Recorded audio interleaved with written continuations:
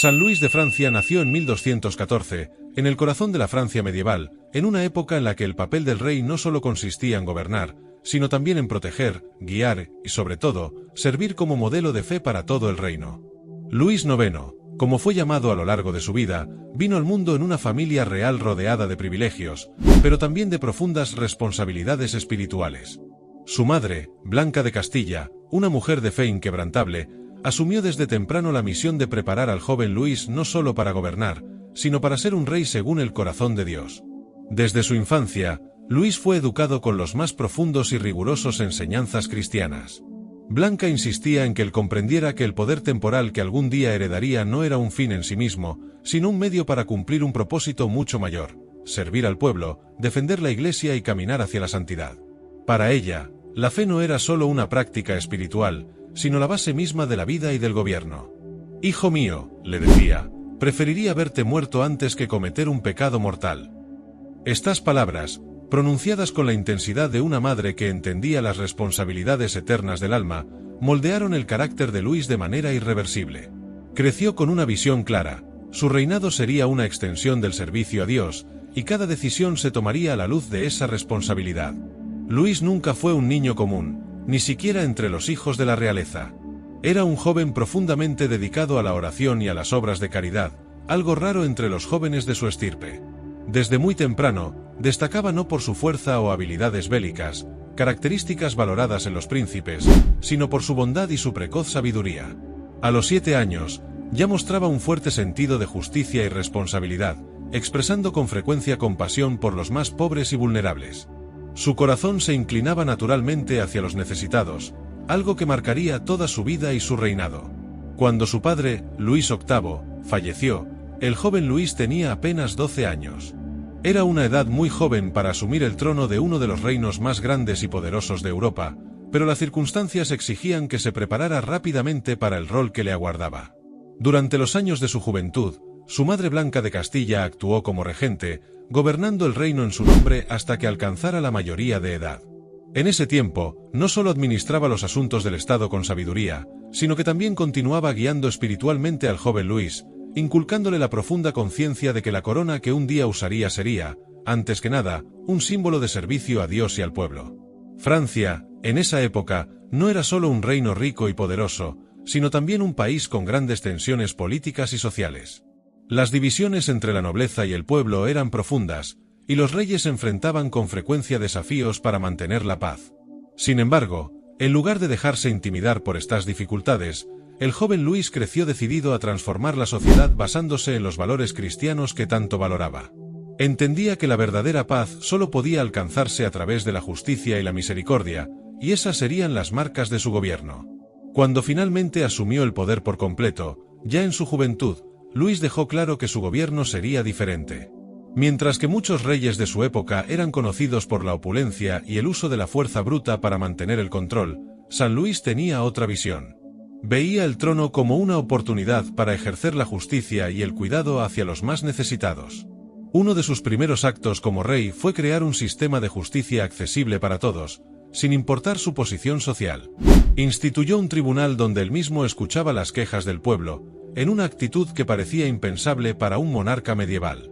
Para Luis, la justicia no era una herramienta de poder, sino una forma de garantizar que cada persona fuera tratada con dignidad y respeto. Pero su compasión no se limitaba solo a los tribunales. El joven rey solía caminar por las calles de París, disfrazado, para observar de primera mano las necesidades de sus súbditos. Visitaba hospitales y leproserías, no solo como un acto simbólico, sino como una verdadera demostración de amor y cuidado cristiano. Estas visitas no eran simples apariciones públicas para ganar el favor del pueblo, sino momentos en los que Luis ofrecía ayuda genuina. Se sentaba al lado de los enfermos, hablaba con ellos, escuchaba sus historias y oraba por sus almas. Para él, el papel de rey significaba ser el siervo de todos, especialmente de los más frágiles y olvidados. Su madre, Blanca, continuaba desempeñando un papel fundamental en su vida, incluso después de que se hubiera convertido en rey de facto. Seguía siendo su principal consejera, especialmente en cuestiones espirituales. Luis con frecuencia buscaba su consejo, no solo en asuntos de Estado, sino también en decisiones personales y espirituales. Esta relación de confianza entre madre e hijo se basaba en un profundo respeto mutuo y en un amor por la fe que ambos compartían. Blanca veía en Luis la realización de sus propias aspiraciones espirituales y políticas, y él la veía como un ejemplo de cómo un gobernante debía conducir su vida personal y su reinado. En medio de todos esos desafíos y responsabilidades, Luis siempre encontraba tiempo para la oración. Creía que sin la orientación divina, sería imposible gobernar con justicia.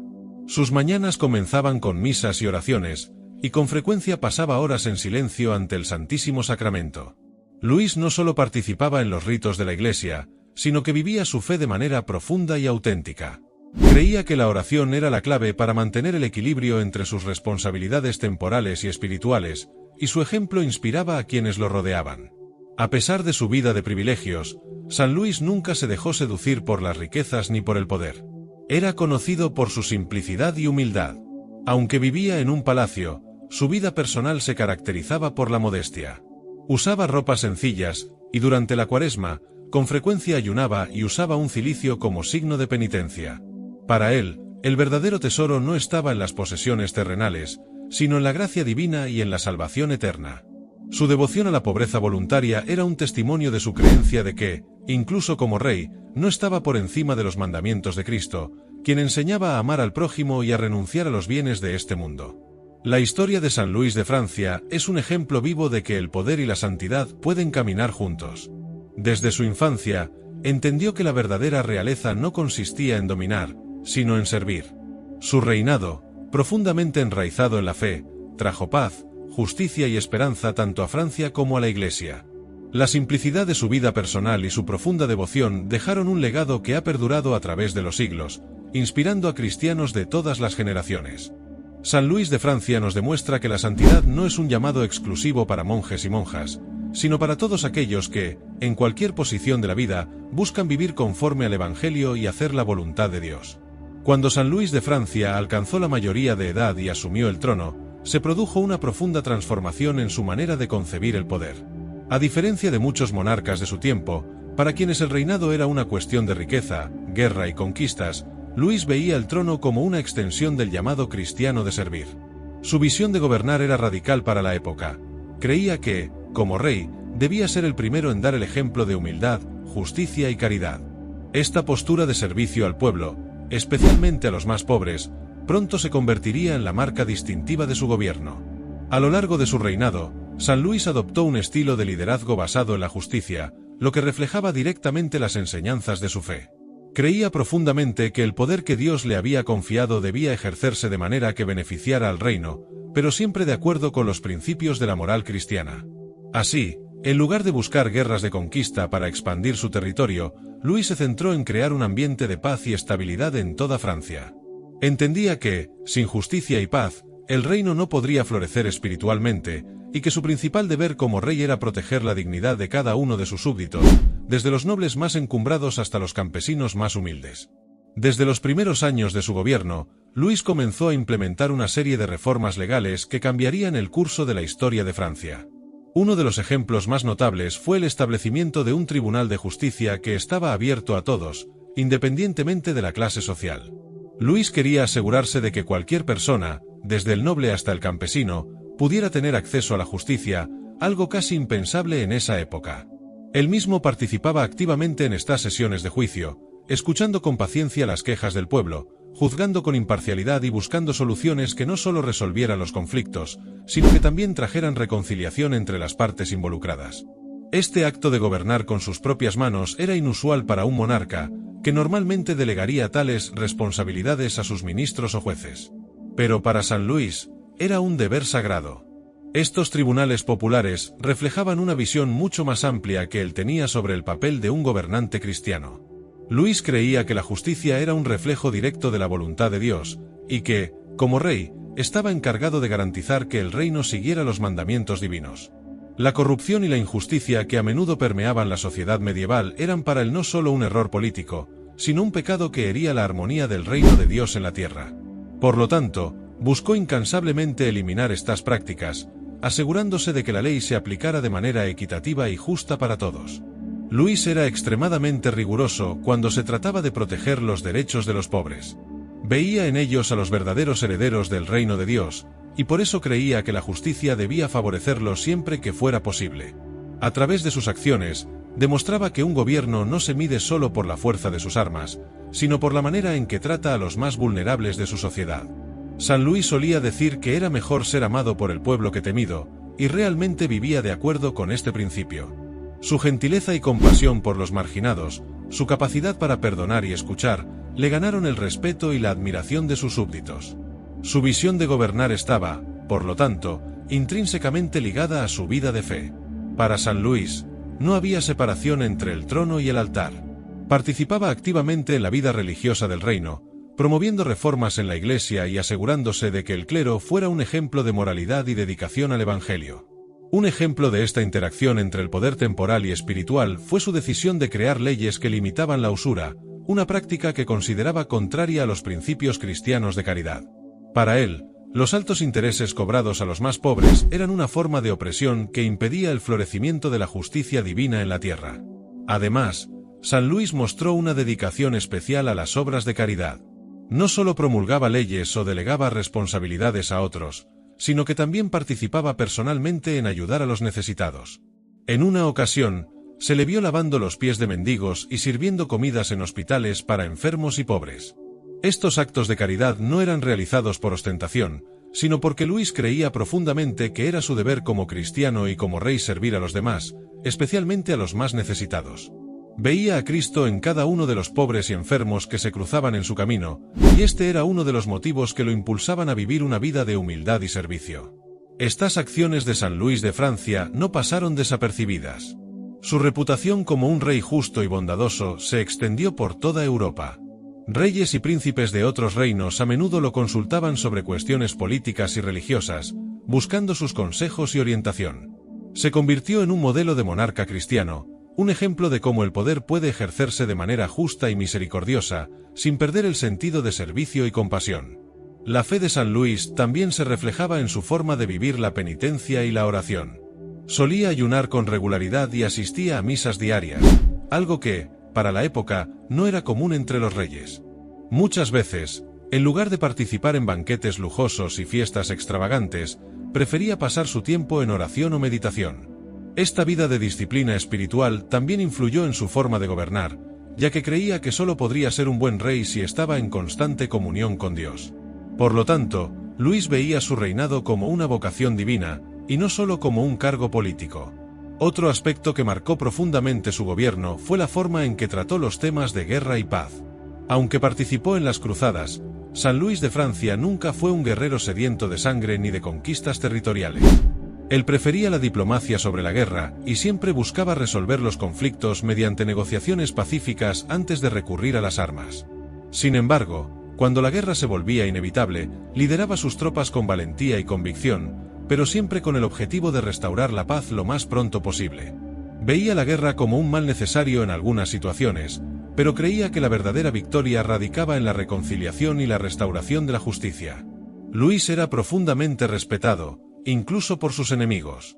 Su honor e integridad como líder cristiano eran tan evidentes que, incluso en momentos de conflicto, nunca perdió el respeto de sus oponentes. Había una dignidad en su manera de manejar la guerra, una convicción de que la violencia solo debía usarse como último recurso, y siempre con la intención de traer justicia y paz al reino.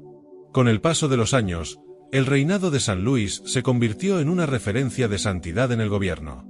Demostró que era posible gobernar con justicia, misericordia y fe, y que la santidad no era incompatible con el poder temporal. Su vida fue un testimonio vivo de que el trono y la fe podían caminar juntos, y que el mayor tesoro de un rey no era el oro o el poder, sino el amor de Dios y el servicio al prójimo. Así, a lo largo de su reinado, San Luis de Francia construyó un verdadero legado de fe y justicia, que continúa inspirando a los católicos hasta nuestros días. No solo gobernó con sabiduría y compasión, sino que también mostró que, con fe y determinación, es posible transformar la sociedad a través del ejemplo personal y la práctica constante de la caridad y la justicia cristiana. San Luis fue un rey diferente, un líder cuya vida y gobierno estaban profundamente arraigados en el amor a Dios y en el servicio a su pueblo. El matrimonio de San Luis de Francia con Margarita de Provenza fue más que una unión política o una alianza estratégica entre dos casas reales. Fue, sobre todo, una asociación espiritual y de vida que influyó profundamente en el reinado de Luis y en su camino personal hacia la santidad. Casados en 1234, cuando Luis tenía apenas 20 años, esa unión estuvo marcada por una armonía inusual entre monarcas de la época. En medio de un mundo político muchas veces implacable y pragmático, donde el matrimonio se utilizaba con frecuencia como un instrumento de poder, la relación entre Luis y Margarita se destacó por su autenticidad y profundidad, basada en el respeto mutuo, el amor y, sobre todo, en la fe que ambos compartían. Margarita, al igual que Luis, era profundamente devota. Nacida en una familia noble y cristiana, fue educada desde pequeña en los principios de la fe católica y en el servicio a los demás. Cuando se casaron, Margarita rápidamente comprendió que su esposo no era un rey común, y que su visión de gobernar iba más allá de las cuestiones terrenales. Luis creía que, como pareja real, tenían una misión especial: llevar la fe al corazón del pueblo y vivir como ejemplos vivos de los valores cristianos. Esta visión moldeó no solo su relación, sino también la manera en que llevaban a cabo sus responsabilidades como gobernantes. Su vida matrimonial fue bendecida con 11 hijos, y Luis y Margarita dedicaron gran parte de su tiempo a educarlos en los principios cristianos. La crianza de los hijos era, para ellos, una misión sagrada. Luis estaba decidido a transmitirles los valores que él mismo había recibido de su madre, Blanca de Castilla. La educación de los niños estaba marcada por la oración, la caridad y la importancia de vivir conforme a las enseñanzas de Cristo. Luis creía que la mayor herencia que podría dejar a sus hijos no era la corona ni los bienes materiales, sino la fe y la responsabilidad de gobernar con justicia y compasión. Aunque era un monarca con muchas responsabilidades, Luis se aseguraba de estar presente en la vida de sus hijos. Los trataba con cariño y dedicación, recordándoles siempre que el poder y la riqueza no eran los mayores tesoros que poseían. Quería que sus hijos crecieran sabiendo que el verdadero poder provenía del servicio a Dios y al prójimo. A menudo, se reunía con la familia para momentos de oración conjunta, creyendo que la unión familiar era fundamental para el crecimiento espiritual de cada uno. Margarita, por su parte, desempeñó un papel igualmente importante en la vida de la familia. Aunque era reina, nunca se dejó deslumbrar por el lujo de la corte. Su vida estaba marcada por la simplicidad y la devoción. Juntos, Luis y Margarita eran vistos como ejemplos de santidad en el matrimonio, algo raro entre las parejas reales de su tiempo. A pesar de las presiones y responsabilidades de gobernar uno de los mayores reinos de Europa, lograban mantener la armonía y la paz dentro de su hogar, algo que muchos de sus contemporáneos admiraban profundamente. Sin embargo, la vida en el palacio no estaba exenta de desafíos. Como pareja real, Luis y Margarita enfrentaban las presiones de mantener la paz en el reino, de lidiar con cuestiones políticas complejas y de equilibrar sus responsabilidades familiares con las del trono. En medio de todo esto, mantenían el enfoque en su fe y en su misión de servir. Incluso ante las dificultades, Luis siempre encontraba fuerzas en la oración y en la presencia de su esposa, quien lo apoyaba incondicionalmente. La devoción de Luis por Margarita también era visible en sus acciones. Con frecuencia consultaba a su esposa sobre los asuntos del reino, respetando su opinión y sabiduría. A diferencia de muchos reyes, que tomaban decisiones solos o con el consejo exclusivo de sus ministros, Luis veía a Margarita como su compañera en todas las esferas de la vida, incluidas las decisiones políticas y espirituales. Esta colaboración fue esencial para el éxito de su reinado, ya que Margarita era una mujer de gran inteligencia y sensibilidad, cualidades que complementaban perfectamente el carácter justo y devoto de Luis.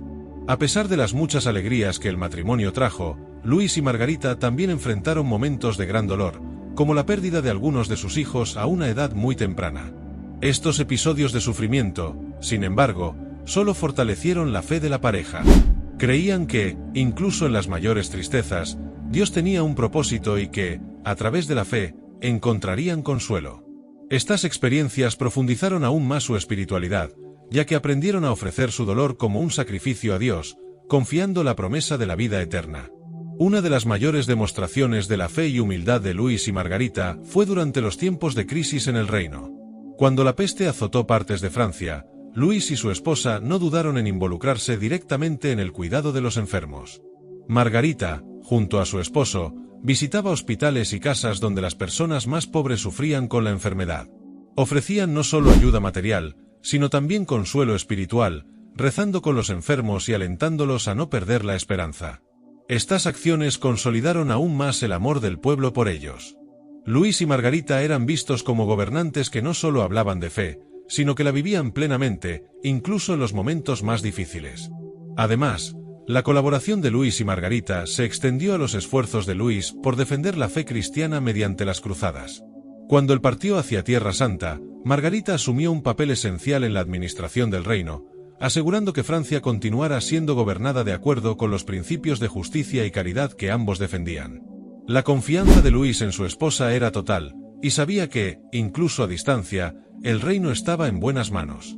Con el paso de los años, esta unión profunda entre San Luis y Margarita de Provenza se convirtió en un poderoso ejemplo para quienes los rodeaban. Muchos veían en su matrimonio un reflejo del amor de Cristo por la Iglesia, un amor basado en el sacrificio, la confianza mutua y la dedicación incondicional. No eran solo rey y reina, sino también compañeros espirituales, unidos en una misión común de servir al reino y al pueblo con justicia y fe. Al final de su vida, Luis y Margarita ya habían enfrentado muchas pruebas juntos, y su fe solo se profundizó con el paso de los años. Sabían que el verdadero legado que dejarían al mundo no era el poder o la gloria de su reinado, sino el ejemplo de una vida dedicada a Dios y al servicio al prójimo. La historia de San Luis de Francia y su esposa Margarita es un testimonio vivo de cómo el matrimonio puede ser un camino hacia la santidad, y de cómo, con fe, hasta los mayores desafíos pueden superarse. Así, el matrimonio de Luis y Margarita se convirtió no solo en un pilar de su reinado, sino también en una inspiración para todos aquellos que desean vivir una vida de servicio, de amor y de profunda devoción a Dios. Demostraron que, incluso en medio del poder y las responsabilidades terrenales, es posible vivir una vida de santidad y verdadera dedicación al prójimo, inspirando a las generaciones futuras a seguir sus pasos. La decisión de San Luis de Francia de liderar la Séptima Cruzada en 1248 fue una de las más audaces y espiritualmente significativas de su vida. Movido por una profunda convicción de que su deber como rey y cristiano era proteger los lugares santos de Tierra Santa, emprendió un viaje que, aunque lleno de dificultades y desafíos, revelaría aún más su devoción inquebrantable a la fe y su compromiso con la misión que creía haber recibido de Dios. Todo comenzó en 1244, cuando Luis sufrió una grave enfermedad que casi le costó la vida. Se encontraba en Fontainebleau, y durante ese periodo de enfermedad, fue presa de una fiebre que debilitó gravemente su salud. Al borde de la muerte, Luis hizo un voto solemne. Si se curaba, lideraría una cruzada para liberar Tierra Santa de los musulmanes, quienes habían reconquistado Jerusalén ese mismo año. Para Luis, esa promesa no era solo un acto de fe personal, era un compromiso con Dios, y estaba decidido a cumplirlo. Cuando se recuperó milagrosamente, muchos a su alrededor creyeron que su supervivencia era una señal divina. Luis, fiel a su palabra, comenzó a organizar la cruzada de inmediato. Sin embargo, el reino no estaba necesariamente preparado para tal empresa. Había muchas preocupaciones prácticas, el costo financiero, las tensiones políticas y el riesgo de una larga ausencia del rey. Pero para Luis, estos obstáculos eran secundarios. Veía esta misión como su deber espiritual supremo, algo que trascendía las cuestiones terrenales y temporales. La organización de la cruzada fue una tarea monumental. El ejército que Luis reunió era vasto y diverso, compuesto no solo por nobles franceses, sino también por caballeros de otros reinos cristianos. El plan inicial era liberar Jerusalén y restaurar los lugares sagrados bajo control cristiano, un objetivo que resonaba profundamente en el corazón del rey. Sin embargo, Luis no lideraba este esfuerzo como un comandante militar común, lo hacía con el fervor de un hombre de fe. Para él, cada batalla, cada decisión y cada sacrificio estaban imbuidos de un propósito espiritual. En 1248, tras largos preparativos, el ejército cruzado partió de Aigues-Mortes, en el sur de Francia. Era una visión impresionante, miles de soldados, caballos y provisiones cruzando el Mediterráneo hacia lo desconocido. El destino inicial de la cruzada era Egipto, una elección estratégica importante, ya que controlaba rutas comerciales vitales y era el corazón del poder musulmán en la región. Luis creía que, si podía conquistar Egipto, Tierra Santa estaría a su alcance. A lo largo del viaje, Luis mantuvo su devoción religiosa. Participaba en misas diarias, organizaba momentos de oración para su ejército e incentivaba a los cruzados a ver su misión como un servicio a Dios, y no como una simple conquista militar. Luis creía firmemente que la victoria vendría, no por la fuerza de las armas, sino por la gracia divina. Sabía que cada paso dado, cada batalla librada, era una oportunidad para demostrar su fe y su compromiso con la causa cristiana. Al llegar a Egipto, el ejército cruzado desembarcó en Damieta, una ciudad portuaria estratégicamente importante en el delta del Nilo. La toma de Damieta en 1249 fue rápida y sorprendente. Los musulmanes, tomados por sorpresa, no ofrecieron mucha resistencia, y la ciudad cayó en manos de los cruzados con relativa facilidad. Para Luis y sus compañeros, esta victoria inicial parecía confirmar la protección divina sobre su misión. Había un optimismo palpable entre los cruzados, quienes creían que esta sería la primera de muchas victorias. Sin embargo, el triunfo inicial pronto dio paso a una serie de reveses. Egipto resultó ser un terreno implacable para el ejército cruzado. Las condiciones climáticas, combinadas con la falta de provisiones y la obstinada resistencia musulmana, transformaron la campaña en una prueba extrema de fe y perseverancia. El mayor golpe llegó durante la batalla de Almansura, cuando el ejército cruzado fue emboscado y sufrió graves bajas. Luis, quien lideraba personalmente a sus tropas, vio a muchos de sus hombres morir en combate. La confianza que se había construido con la victoria en Damieta comenzó a desmoronarse. En 1250, el ejército cruzado fue obligado a retirarse, y Luis, junto con muchos de sus caballeros, fue capturado por los musulmanes. El rey de Francia, que había partido en una misión tan noble, ahora estaba en manos de sus enemigos. Para muchos líderes, esta derrota habría sido devastadora, pero para Luis, su fe permaneció inquebrantable. Incluso como prisionero, continuaba rezando y manteniendo su esperanza en Dios. Durante su cautiverio, Luis impresionó incluso a sus captores con su dignidad y serenidad. Nunca mostró desesperación, confiando en que todo estaba en manos divinas. La prisión de Luis duró varios meses, y su liberación llegó mediante el pago de un cuantioso rescate, además de la devolución de Damieta a los musulmanes. Aunque derrotado en el campo de batalla, Luis no se consideraba un fracaso. Para él, la verdadera victoria estaba en su fidelidad a la promesa que había hecho a Dios.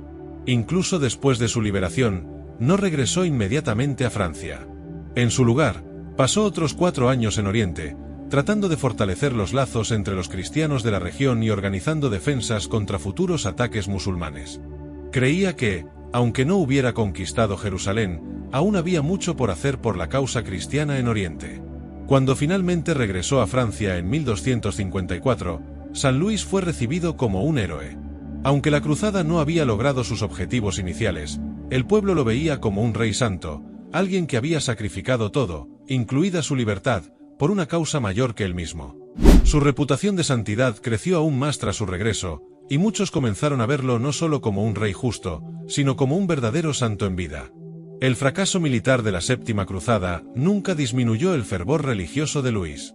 Al contrario, reforzó su convicción de que la verdadera batalla era espiritual.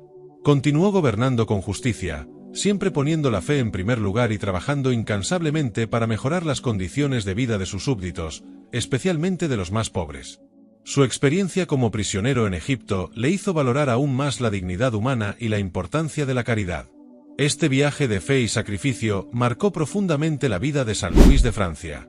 Demostró que, incluso frente a las mayores adversidades, es posible mantener la confianza en Dios y seguir adelante con determinación. La Séptima Cruzada, aunque no alcanzó sus objetivos militares, fue un triunfo espiritual para Luis, quien vio su misión como una extensión de su vida de servicio y devoción.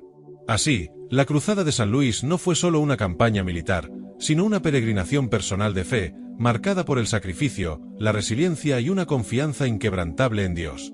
A través de esta travesía, mostró al mundo que la verdadera victoria no reside en la conquista de territorios, sino en la fidelidad a los principios cristianos y en la disposición a sacrificarlo todo en nombre de la fe. Tras los desafíos y adversidades enfrentados durante la Séptima Cruzada, San Luis de Francia regresó a su tierra natal en 1254, llevando consigo no solo las cicatrices de una campaña militar fallida, sino una fe aún más profunda y resiliente. Luis, sin embargo, no fue consumido por el fracaso ni se entregó al desaliento. Al contrario, el periodo que siguió estuvo marcado por una intensa dedicación a la reforma y a la mejora de su reino. El regreso de Luis a Francia fue un momento de renovación, tanto para él como para su pueblo, que lo veía como un líder de fe inquebrantable, un verdadero modelo de rey cristiano. Una de las primeras acciones que tomó San Luis al regresar fue centrarse en el bienestar de su pueblo. Durante los años que estuvo ausente, quedó profundamente afectado por el sufrimiento que había presenciado, tanto en su ejército como entre las poblaciones de Oriente. El resultado de esto fue un renovado compromiso con la justicia y la caridad. Luis creía que la verdadera fortaleza de un reino no residía en las armas, sino en cómo sus gobernantes trataban a los más pobres y necesitados. Para él, la caridad era una de las formas más elevadas de servicio a Dios, y la vivía de manera intensa. En un gesto de humildad y dedicación, Luis comenzó a frecuentar hospitales y refugios de manera regular, donde él mismo atendía a los enfermos y necesitados.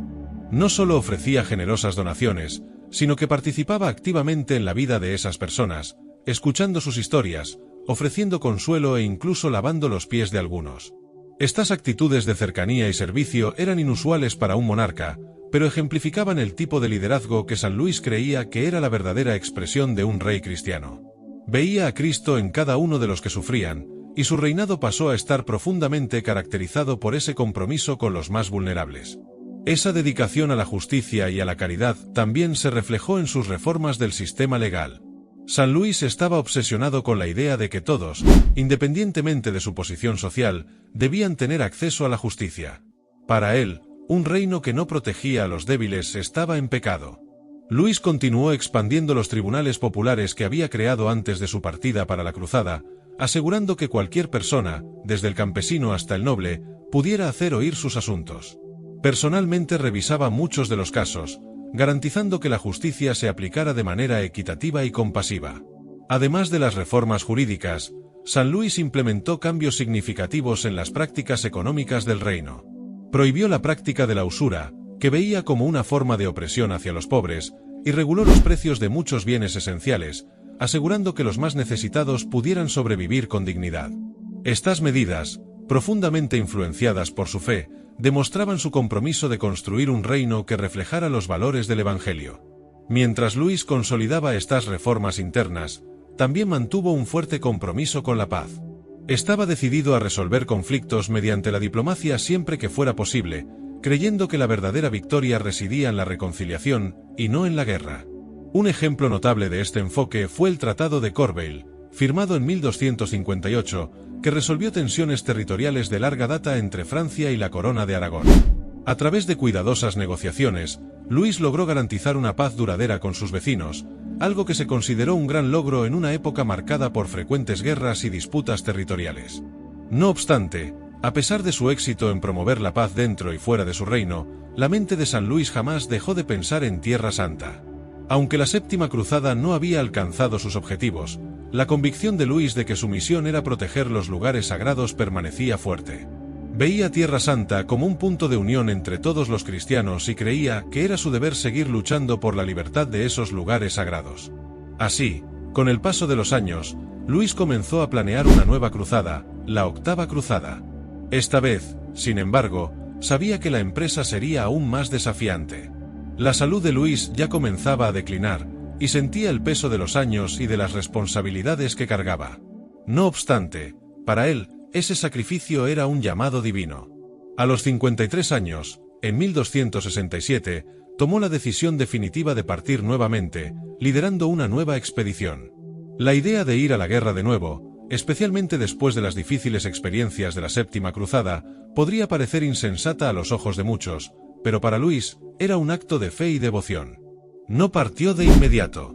Durante los años previos a la Octava Cruzada, Luis dedicó aún más tiempo a la oración y a la preparación espiritual.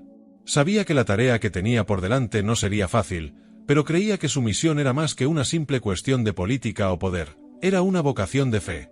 Durante ese periodo, se volvió aún más riguroso en su disciplina espiritual, pasando largas horas en oración y ayuno, preparando su alma para lo que creía sería la mayor prueba de su vida. Finalmente, en 1270, partió para la Octava Cruzada. Esta vez, el destino era Túnez, una elección estratégica que esperaba facilitara el acceso a Tierra Santa. Sin embargo, la expedición rápidamente se convirtió en una tragedia. El ejército cruzado fue golpeado por una epidemia, y muchos soldados sucumbieron a la enfermedad. Luis también fue víctima de esta enfermedad, y su salud, ya debilitada, se deterioró rápidamente. Incluso en sus últimos momentos, San Luis demostró una serenidad y fe que impresionaron a todos los que lo rodeaban. Aceptó la proximidad de la muerte con resignación y paz, creyendo que su vida estaba en manos de Dios. El día 25 de agosto de 1270, Luis falleció en Cartago, Túnez. Su cuerpo fue colocado sobre un lecho de cenizas, un gesto simbólico de humildad y penitencia, reflejando la sencillez y devoción que habían marcado toda su vida. Sus últimas palabras fueron una oración, un signo de su total entrega a la voluntad divina. El impacto de su muerte se sintió en toda Europa. San Luis de Francia no era solo un rey, era un símbolo de santidad y justicia. Su compromiso con la fe y el servicio al prójimo dejó una marca indeleble en su reino y en el corazón de su pueblo. En 1297, el Papa Bonifacio VIII lo canonizó, reconociendo oficialmente la santidad de un hombre que había dedicado toda su vida al servicio de Dios y de su pueblo. La Octava Cruzada puede haber terminado en fracaso militar, pero para San Luis, su vida fue una victoria espiritual. Demostró que la verdadera realeza no reside en el poder o la gloria, sino en el servicio, la justicia y la caridad. Su travesía de fe, que comenzó con una promesa hecha durante una grave enfermedad, culminó en una vida de servicio devoto, y su muerte en tierra extranjera, lejos de su patria, fue el testimonio final de su dedicación a la causa de Cristo. Hoy en día, San Luis es recordado no solo como uno de los más grandes reyes de Francia, sino como un ejemplo para todos los cristianos. Su vida nos enseña que el verdadero liderazgo proviene de la humildad, y que la santidad puede ser alcanzada por aquellos que, como él, ponen la justicia y la caridad por encima de todo. Su fe inquebrantable y su amor por el prójimo continúan inspirando a los fieles en todo el mundo, siglos después de su muerte. Cuando San Luis de Francia regresó a su reino tras los intensos años pasados en Oriente durante la Séptima Cruzada, volvió como un hombre transformado. El sufrimiento que había presenciado y experimentado, tanto como líder como prisionero, dejó una marca profunda en su alma. Sin embargo, en lugar de dejarse abatir por los fracasos militares, Luis regresó con un renovado sentido de propósito, centrado en reformar su reino y fortalecer el compromiso con la justicia, la caridad y la paz. Lo que siguió fue un periodo de intensa reforma y profunda devoción espiritual, que no solo moldeó los últimos años de su reinado, sino que también consolidó su legado como uno de los más grandes santos y monarcas de la historia cristiana. La primera gran transformación tras el regreso de Luis fue su dedicación aún más intensa a las reformas sociales.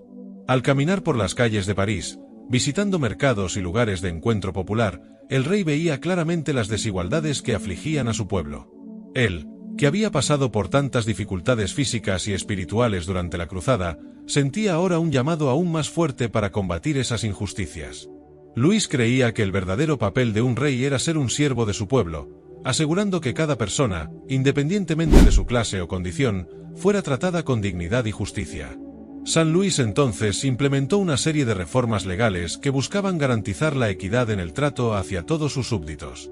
Fue uno de los primeros reyes en establecer un sistema judicial que permitía a los más pobres y oprimidos acceder a la justicia. La creación de los tribunales de apelación, donde él mismo juzgaba disputas personales, se convirtió en una característica notable de su reinado. Luis personalmente se sentaba bajo un árbol en el bosque de Vincennes, escuchando las demandas de campesinos, mercaderes e incluso nobles que buscaban su justicia. Este acto simbólico, de un rey escuchando directamente a su pueblo, sin intermediarios, fue revolucionario para la época y demostraba su compromiso de liderar con humildad y servicio. Además, la generosidad de San Luis no se limitaba solo al ámbito de la justicia legal. Creía firmemente que la caridad era la mayor de las virtudes, y su vida reflejaba esta creencia en actos diarios de generosidad. Luis donaba grandes sumas de dinero a los pobres, pero no solo para aliviar su situación inmediata.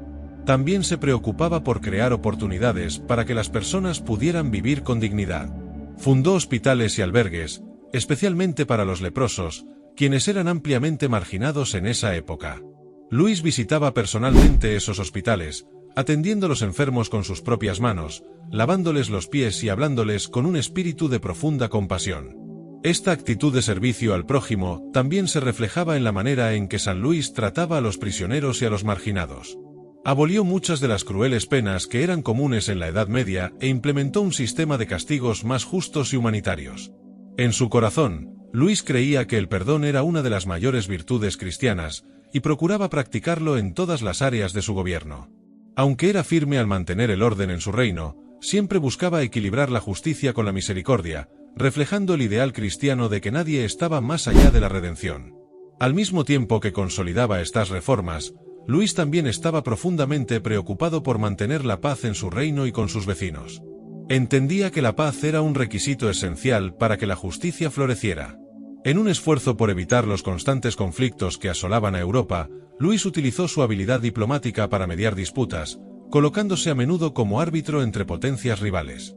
Un ejemplo notable fue su papel en la negociación entre Francia e Inglaterra, que resultó en la firma de tratados de paz que ayudaron a estabilizar la relación entre ambos reinos.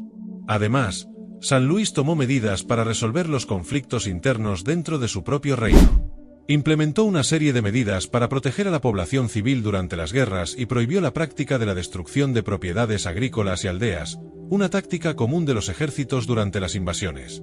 Para él, la guerra, aunque a veces inevitable, debía conducirse con el mayor grado de justicia y moderación posible, siempre buscando minimizar el sufrimiento de los inocentes. Durante esos años de paz y reforma, la espiritualidad de San Luis solo se profundizó. Creía que su papel como rey no era solo proteger su reino, sino también santificarlo. Transformó la corte real en un centro de vida espiritual. Fomentaba la lectura de las Escrituras, la práctica de oraciones diarias y la celebración frecuente de la misa. Para Luis, su vida espiritual y su vida política eran inseparables. Creía que, sin la gracia divina, no podría gobernar con justicia, por lo que buscaba constantemente la dirección de Dios en todas sus decisiones. Su devoción a la fe cristiana también lo llevó a apoyar numerosas obras religiosas. Patrocinó la construcción y restauración de muchas iglesias y catedrales en toda Francia, incluida la famosa Sainte-Chapelle, en París, que fue construida para albergar las reliquias de la Pasión de Cristo, como la corona de espinas. Para San Luis, esas construcciones no eran solo edificios, representaban la gloria de Dios en la tierra y eran símbolos del compromiso espiritual de su reino. Sin embargo, a pesar de todas estas reformas y su búsqueda de un gobierno justo y piadoso, el corazón de San Luis seguía enfocado en un objetivo que no podía dejar de lado: la protección de Tierra Santa. Aunque la Séptima Cruzada había terminado en fracaso, Luis nunca dejó de creer que su misión como rey cristiano incluía la liberación y protección de los lugares sagrados. Sentía que Dios lo había llamado para esa tarea, y aunque pasaron los años y envejeció, esa llama nunca se apagó en su corazón. Así, después de años de dedicación a su reino y a su espiritualidad, Luis comenzó a planear otra cruzada. A pesar de ser consciente de los peligros y dificultades que conllevaría una nueva expedición, creía que no podía ignorar ese llamado. En 1267, ya con más de 50 años y con la salud cada vez más debilitada, San Luis decidió que era el momento de partir nuevamente, liderando lo que sería su última gran misión, la Octava Cruzada. Para muchos, esta decisión parecía arriesgada e incluso imprudente, dado el fracaso anterior. Sin embargo, para San Luis, era una cuestión de obediencia a su fe y a su compromiso de vida. Creía que Tierra Santa era un símbolo de la unión de todos los cristianos, y su defensa era una causa justa, digna de todo sacrificio. Sin embargo, este nuevo emprendimiento no sería completado por él. Luis contrajo una grave enfermedad durante la campaña, que finalmente lo llevaría a la muerte, pero su determinación de servir a Dios hasta el final permaneció inquebrantable. Estos últimos años de San Luis fueron, sin duda, un testimonio de su profunda devoción y compromiso con el servicio a Dios y al prójimo. No solo gobernó con sabiduría y justicia, sino que transformó su reinado en un reflejo de los valores del Evangelio. Cada decisión, cada reforma y cada acto de caridad demostraban que, para él, ser rey era una vocación sagrada, y su legado de santidad y justicia sigue inspirando a generaciones hasta hoy. En 1267, San Luis de Francia, ya con más de 50 años de edad, decidió emprender una nueva jornada de fe y sacrificio, liderar la Octava Cruzada. A pesar de su frágil salud y del peso de un reinado largo y desafiante, Luis sentía que aún tenía una misión inconclusa. Su mente y su corazón estaban firmemente centrados en Tierra Santa, el lugar que representaba el símbolo más profundo de fe para los cristianos. Para él, era imposible ignorar el llamado de proteger los lugares sagrados y liberarlos del control musulmán. Así, incluso con los fracasos y dificultades de la Séptima Cruzada aún vívidos en su memoria, tomó la decisión que definiría los últimos años de su vida. El contexto político y religioso de aquella época era tenso. El mundo cristiano estaba dividido y debilitado, y las victorias musulmanas sobre los territorios cristianos en Oriente Medio representaban una amenaza constante. Luis sabía que una nueva cruzada sería arriesgada, pero también sabía que no podía ignorar el llamado de su fe. Veía esta nueva campaña no solo como una cuestión de conquista territorial, sino como una vocación espiritual, un acto de entrega y servicio a Dios y a la Iglesia. La preparación para la Octava Cruzada fue larga y compleja. Luis movilizó a sus aliados, tanto nobles franceses como de otras partes de Europa, para unir fuerzas en esta empresa. Sin embargo, el apoyo a la cruzada no fue tan fuerte como en campañas anteriores. Muchos nobles, incluido su propio hermano Carlos de Anjou, estaban más preocupados por cuestiones políticas y territoriales en Europa. Pero esto no desanimó a San Luis. Creía que su misión trascendente de defender Tierra Santa era suficiente para seguir adelante, incluso con las dificultades logísticas y la resistencia política que enfrentaba. A diferencia de las cruzadas anteriores, esta vez el punto de partida no fue Palestina, sino el norte de África, específicamente Túnez. La decisión de atacar Túnez fue estratégica, basada en la esperanza de que esta región pudiera convertirse en una base para futuros ataques a Tierra Santa. Luis creía que al conquistar Túnez, podría debilitar las rutas comerciales y militares de los musulmanes, y al mismo tiempo, ganar nuevos aliados entre los gobernantes locales. También había una expectativa de que el rey musulmán de Túnez, que tenía lazos comerciales con Sicilia, pudiera convertirse al cristianismo, lo que cambiaría drásticamente el equilibrio de poder en la región. En 1270, Luis y su ejército partieron de Aigues-Mortes, en el sur de Francia, rumbo al norte de África. El viaje fue difícil y lleno de incertidumbres. Durante semanas, navegaron por el Mediterráneo, enfrentando tormentas y dificultades de suministros. El ejército de San Luis, compuesto por caballeros, soldados y clérigos, estaba decidido a seguir a su rey en esta nueva misión, pero la moral era constantemente puesta a prueba por las adversidades del viaje. Aún así, Luis mantenía su fe inquebrantable, liderando a su ejército con el mismo espíritu de devoción que siempre lo había caracterizado.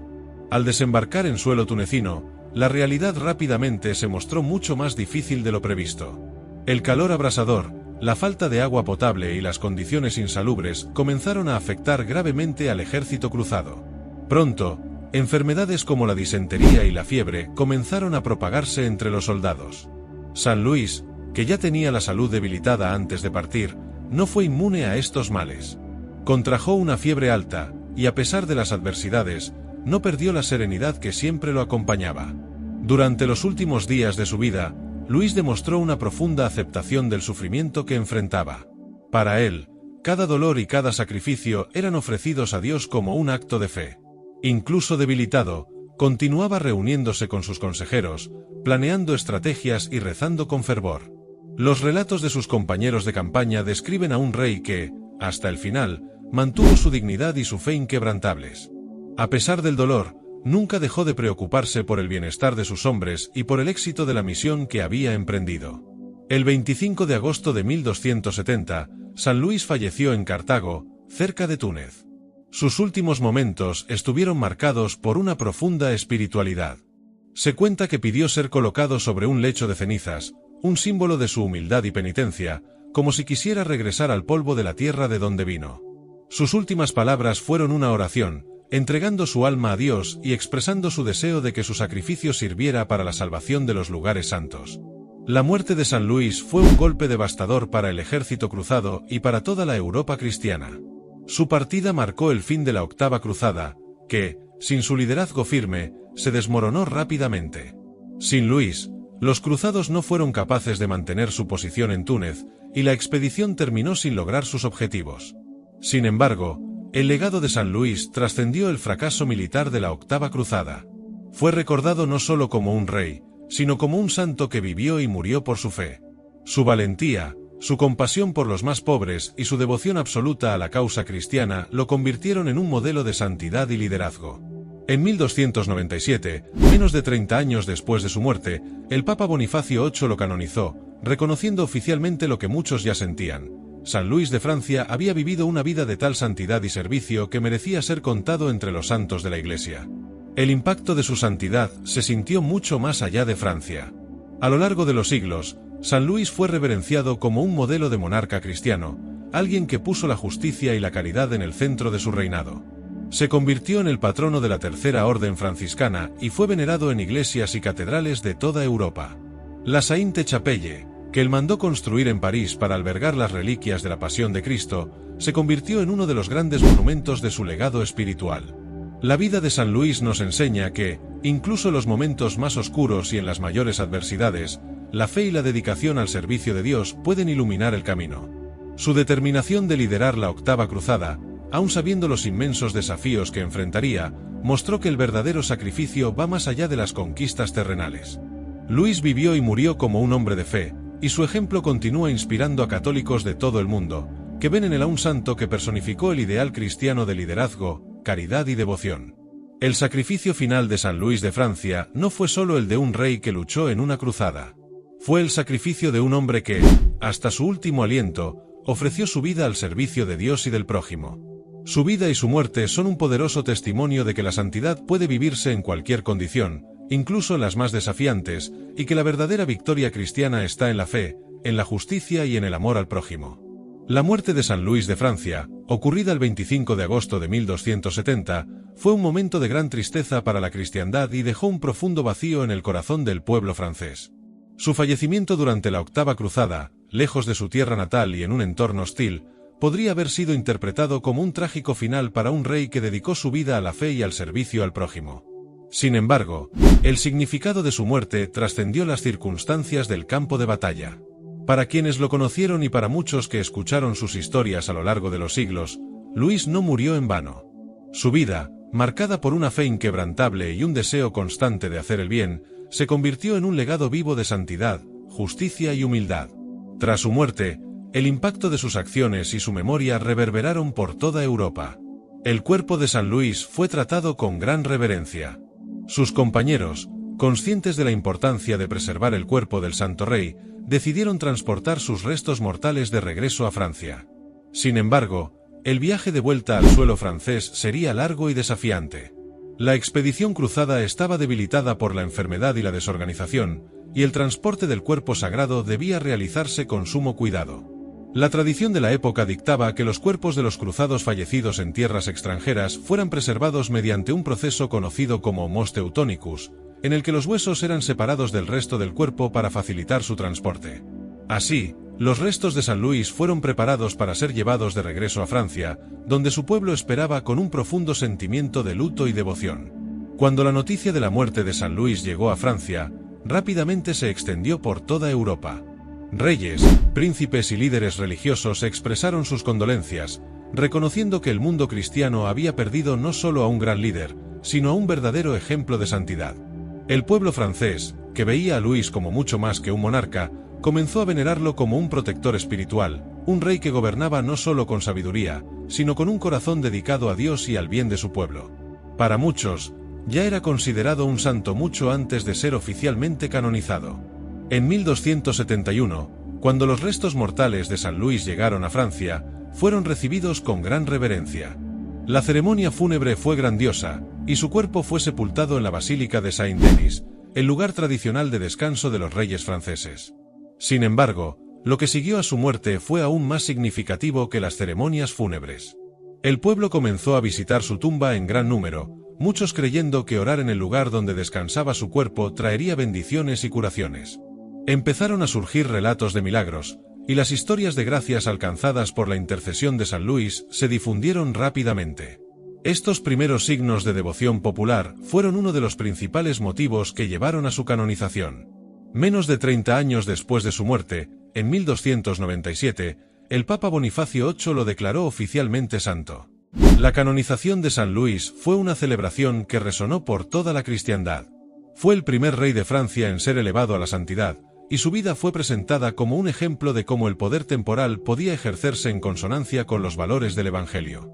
Su fe, sus obras de caridad y su incansable búsqueda de la justicia fueron citadas como virtudes que todos los cristianos debían imitar.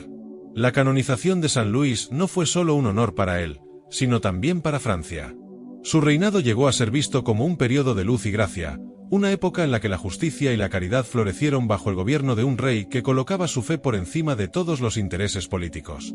Luis se convirtió en un símbolo de esperanza para el pueblo, especialmente en tiempos de incertidumbre y dificultades. Su imagen fue asociada con la idea de un gobernante ideal, alguien que servía a Dios por encima de todo y que veía su poder como una oportunidad para ayudar a los necesitados. Sin embargo, la veneración de San Luis no se limitó solo a Francia. Su devoción se extendió por toda Europa, especialmente los reinos cristianos que admiraban su liderazgo y su fe inquebrantable. Iglesias y capillas dedicadas a San Luis comenzaron a surgir en varias partes del continente, y su ejemplo fue enseñado en las cortes reales como un modelo de cómo debía gobernar la realeza. La Orden de San Luis, una orden militar creada en su honor, se convirtió en una de las más prestigiosas de Francia, reforzando aún más el vínculo entre la figura del Rey Santo y la defensa de la fe cristiana. Otro aspecto importante del legado de San Luis fue la influencia que tuvo en las generaciones futuras de gobernantes y líderes espirituales. Su vida fue estudiada y admirada por aquellos que buscaban gobernar con justicia y compasión. Mostró que era posible ser un gobernante fuerte sin perder la humildad y la sencillez. Su dedicación a la oración, el ayuno y la caridad sirvió como un recordatorio de que el poder debía ejercerse con responsabilidad, y que el verdadero líder es aquel que sirve a su pueblo con amor y respeto. La Basílica de Saint-Denis, donde fueron colocados sus restos mortales, se convirtió en un lugar de peregrinación para muchos devotos a lo largo de los siglos. Su tumba era visitada por reyes, nobles, clérigos y personas comunes, todos buscando la intercesión de San Luis en sus vidas. Los milagros atribuidos a su intercesión continuaron aumentando, y su nombre se convirtió en sinónimo de justicia y santidad. La Sainte-Chapelle, la capilla construida por San Luis para albergar las reliquias de la Pasión de Cristo, también se convirtió en un símbolo de su reinado y un lugar de devoción. Su belleza arquitectónica, combinada con el profundo simbolismo religioso, hizo de la capilla un monumento tanto a la fe como al amor de San Luis por Cristo. Aunque Francia ha pasado por muchos desafíos y crisis a lo largo de los siglos, el legado de San Luis ha permanecido constante. Fue recordado como el Rey Santo, un hombre que dedicó su vida a la fe y al servicio de su pueblo. En tiempos de guerra y paz, su memoria fue invocada como un ejemplo de liderazgo justo y piadoso. Hasta el día de hoy, es venerado como el patrono de la Tercera Orden Franciscana, y su festividad se celebra anualmente el día 25 de agosto. El impacto de la vida de San Luis va más allá de las fronteras de su reino y de las conquistas temporales. Su vida fue un testimonio de que el poder, cuando está guiado por la fe y la justicia, puede ser un camino hacia la santidad. Mostró al mundo que ser rey no significa solo gobernar, sino servir, y que la verdadera grandeza reside en seguir las enseñanzas de Cristo, incluso cuando eso significa sacrificarlo todo. La historia de San Luis de Francia es un recordatorio de que, en medio de las adversidades y los desafíos de la vida, es posible vivir una vida de santidad y amor al prójimo, dejando un legado que perdura a lo largo de los siglos. Tras la canonización de San Luis de Francia, su figura se consolidó no solo como un modelo de santidad personal, sino también como un ejemplo de liderazgo cristiano para monarcas y gobernantes a lo largo de los siglos. Su vida, marcada por un compromiso inquebrantable con la justicia, la caridad y la fe, se convirtió en el patrón por el cual otros reyes y líderes comenzaron a medirse. Más que eso, San Luis se convirtió en un ícono de santidad, venerado no solo por su propia nación, sino por toda la cristiandad. Sus virtudes, enseñanzas y legado dejaron huellas profundas en la historia y en la espiritualidad de la Iglesia. La influencia de San Luis se extendió rápidamente después de su canonización en 1297. Sin embargo, su santidad ya era reconocida incluso antes del decreto oficial. El pueblo francés, que siempre lo consideró un rey piadoso y dedicado, comenzó a verlo no solo como un soberano justo, sino como un poderoso intercesor ante Dios. Con el tiempo, las reliquias de San Luis se convirtieron en objetos de gran devoción, y surgieron relatos de milagros atribuidos a su intercesión en varias partes de Europa. Entre los muchos relatos de milagros, uno de los más conocidos fue el de una joven campesina que sufría de una enfermedad que ningún médico podía curar. Desesperada, su familia decidió hacer una peregrinación a la tumba de San Luis, en la Basílica de Saint-Denis. Allí, mientras rezaban fervorosamente, la joven sintió una mejoría inmediata en su salud. En pocas semanas, estaba completamente curada, y la noticia de su recuperación milagrosa se extendió rápidamente por toda Francia. Este milagro, entre muchos otros, fortaleció aún más la devoción popular a San Luis, que pasó a ser invocado en situaciones de enfermedad, dificultades políticas e incluso en batallas. El papel de San Luis como intercesor fue especialmente fuerte entre los reyes que vinieron después de él. Sus sucesores veían en su figura un ejemplo a seguir, no solo en términos de gobierno, sino también de espiritualidad. Los reyes de Francia se consideraban protectores de la fe y de la Iglesia, y muchos buscaban imitar el estilo de vida de San Luis, en particular su humildad y dedicación al servicio de los más necesitados. La dinastía de los Capetos, a la cual pertenecía San Luis, fue profundamente marcada por la espiritualidad que él encarnaba, y ese legado espiritual fue transmitido a generaciones de reyes y príncipes. Además de la veneración dentro de Francia, San Luis comenzó a ser visto como un símbolo de justicia y piedad en otras naciones cristianas. Su ejemplo fue admirado por monarcas de diferentes partes de Europa, y su nombre comenzó a ser invocado en cortes reales y conventos. Luis fue recordado como un hombre que no solo gobernaba con firmeza, sino que también sabía cuándo era el momento de perdonar y de tender la mano a los necesitados. Demostraba que el liderazgo verdadero no radica en la imposición del poder, sino en el servicio al prójimo. A lo largo de los siglos, comenzaron a surgir iglesias y capillas dedicadas a San Luis en varios países. La devoción al Rey Santo no estaba confinada solo a Francia. En lugares como España, Italia, Alemania e incluso en algunas regiones de Inglaterra, San Luis fue venerado como un ejemplo de cómo los líderes temporales podían integrar la fe en sus responsabilidades. Su vida era vista como un testimonio de que, incluso en medio del poder y las riquezas, era posible vivir una vida de santidad. El impacto de San Luis fue tan profundo que su figura se volvió inseparable de la identidad nacional francesa. Pasó a ser visto como el protector del pueblo francés, una especie de guardián espiritual del reino. En los siglos posteriores a su muerte, siempre que Francia enfrentaba crisis, ya fueran invasiones externas o turbulencias internas, su nombre era invocado en oraciones públicas y se celebraban misas pidiendo su intercesión. Durante la Guerra de los 100 años, por ejemplo, cuando Francia luchaba contra Inglaterra, San Luis fue invocado con frecuencia por los líderes militares y el clero como un defensor celestial del país. Esta conexión entre San Luis y la protección de Francia siguió creciendo, y su imagen fue asociada cada vez más con la idea de un gobierno justo y santo. En catedrales e iglesias a lo largo del país, la imagen de San Luis era representada junto a otros santos populares, reforzando la creencia de que intercedía por su pueblo desde el cielo.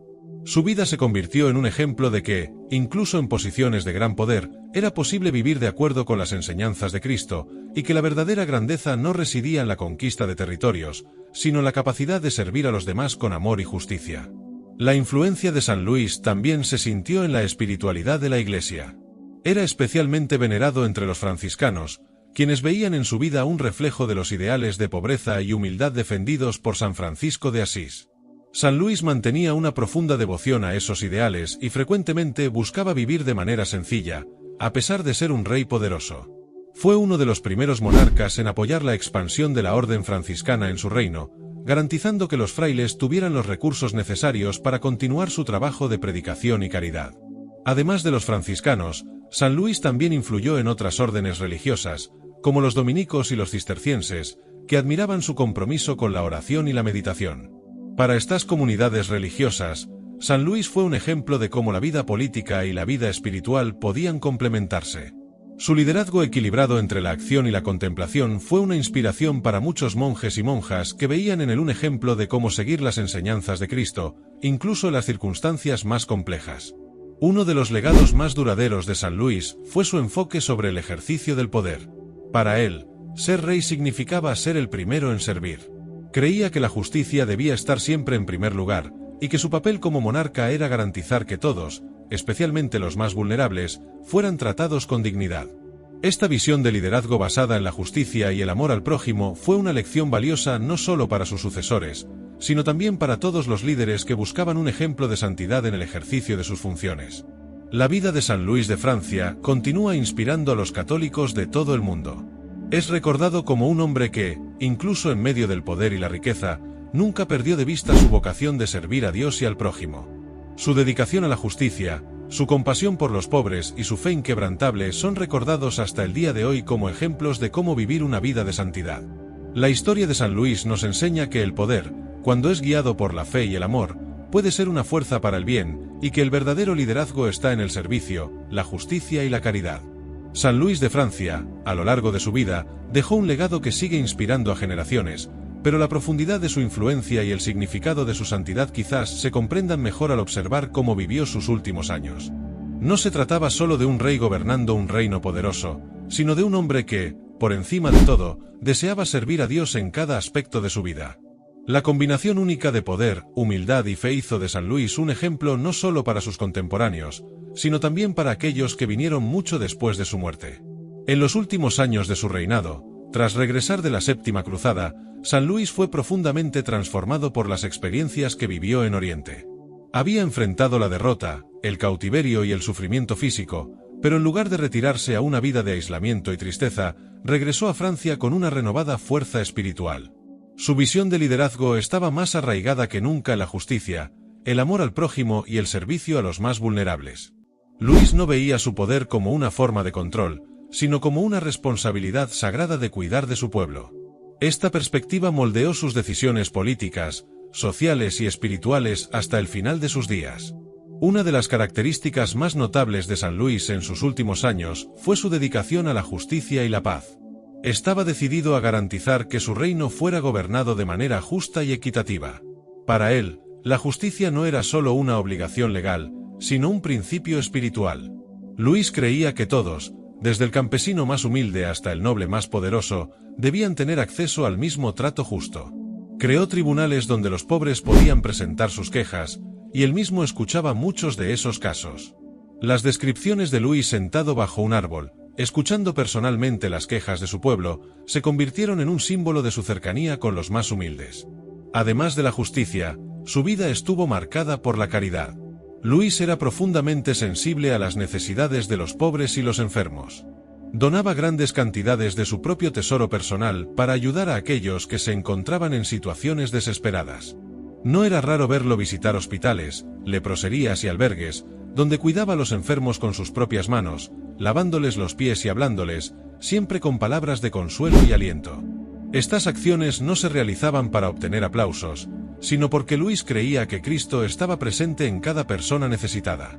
Veía cada acto de caridad como una forma de servir directamente a Dios. Ese sentido de servicio y humildad también era evidente en su vida personal. A pesar de ser uno de los reyes más poderosos de Europa, San Luis vivía de manera sencilla. Usaba ropas modestas y evitaba el lujo y la ostentación que muchos de sus contemporáneos adoptaban. Mantenía una estricta disciplina espiritual, ayunando con frecuencia y participando en misas diarias. Sus hijos fueron criados con esos mismos valores de simplicidad y servicio, y Luis dedicó tiempo y esfuerzo para asegurarse de que entendieran que el poder era una herramienta para el bien, y no un fin en sí mismo. Su relación con la Iglesia también fue central en su vida. Luis no solo apoyaba la construcción de iglesias y monasterios, sino que también tenía un papel activo en la promoción de reformas dentro de la Iglesia. Buscaba asegurar que el clero fuera un ejemplo de moralidad y que las prácticas de la Iglesia reflejaran las enseñanzas de Cristo. Patrocinó la fundación de diversas órdenes religiosas y apoyó activamente a los franciscanos y dominicos, que estaban en crecimiento en esa época. San Luis creía que la vida espiritual del pueblo estaba íntimamente ligada al bienestar del reino, y dedicó gran parte de sus recursos a garantizar que la fe cristiana floreciera en todos los aspectos de la sociedad. Sin embargo, incluso con todo su enfoque en garantizar la justicia y la caridad en su reino, San Luis nunca perdió de vista el llamado que sentía hacia Tierra Santa. Veía la defensa de los lugares sagrados como una misión sagrada, algo que creía haber sido encomendado por Dios. Aunque la Séptima Cruzada no tuvo éxito, Luis nunca abandonó la idea de que debía regresar a Oriente e intentar nuevamente liberar Jerusalén del dominio musulmán. Creía que esta era una responsabilidad no solo política, sino espiritual, y que su destino estaba entrelazado con la protección de Tierra Santa. Cuando, en 1267, San Luis decidió que lideraría otra cruzada, ya no era el joven rey que partió en su primera campaña. Ahora, con más de 50 años, su salud ya mostraba signos de desgaste, pero su fe permanecía inquebrantable. Estaba dispuesto a sacrificar su vida, si era necesario, en nombre de la defensa de los lugares sagrados. Para él, esto no era una cuestión de honor o conquista militar, sino de obediencia a Dios. Y en 1270, con esa convicción ardiente en su corazón, partió hacia la octava cruzada, aunque sabía los riesgos que enfrentaría. Desafortunadamente, como sabemos, esa última cruzada tampoco trajo los resultados esperados. Luis, ya debilitado por la fiebre, falleció en suelo africano, lejos de su amada Francia. Sin embargo, para él, el sacrificio de su vida era una ofrenda a Dios, y no un signo de derrota. Murió con la misma serenidad y fe con las que vivió, seguro de que estaba cumpliendo su misión. La muerte de San Luis marcó el fin de una era de liderazgo cristiano que combinaba el poder temporal con un compromiso profundo con la fe y la justicia. Su reinado dejó un claro ejemplo de que era posible ser un gran líder político sin perder de vista los valores espirituales. Demostró que la verdadera grandeza de un líder no reside en las conquistas militares o en las riquezas acumuladas, sino la capacidad de gobernar con justicia, humildad y amor. El legado de San Luis ha permanecido vivo a través de los siglos.